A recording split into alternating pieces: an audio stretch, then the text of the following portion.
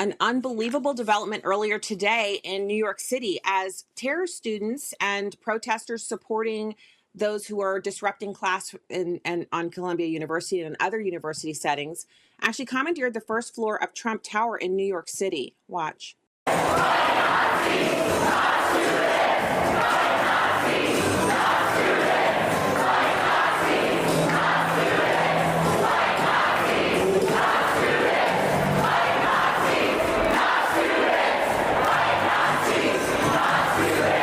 So the difference between this setting and others that might be a protest movement space, the infringement on the First Amendment, I would never agree with that. But it turns out Trump Tower is actually private property. The atrium on the first floor has shops and it's open to the public for businesses, but the entire building itself is private property. And so without prior permission to protest there, it's not actually allowed. The police immediately entered the space after the protesters filled up and their presence was reported, and the police were on the perimeter.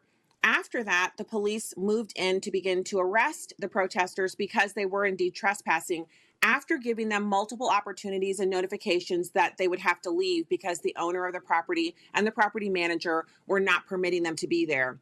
A tertiary fact that might go unreported is that these people actually held a janitor hostage. They refused to allow him to leave or to go into the private spaces that he has access to. They forced him to remain with them, which constitutes a kidnapping. And so NYPD moved in to arrest. We're being told they are now making arrests here.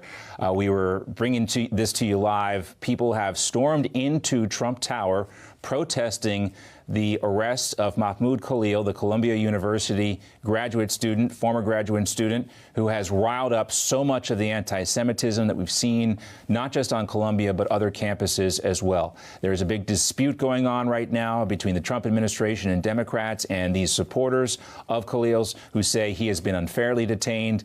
But what we're hearing from the administration is Khalil has been at the nexus of this anti-Semitism and the violent protests we've seen on some of these college campuses. You can think about the one building they took over at Columbia months ago and detained. They actually held a janitor hostage. We see the arrest now here at Trump Tower. Can we hear what they're chanting? We don't have the audio, but you can see them getting loud and you can see the police finally moving in. So what an organic protest. Look at the shirts, large print on the shirts. Everyone's wearing the same top. Look at the signs, pre-printed signs, not handmade. They didn't take their excess Home Depot boxes or excess Amazon boxes and, kind of form them into protest signs. They literally have pre-printed materials, which means this is not organic.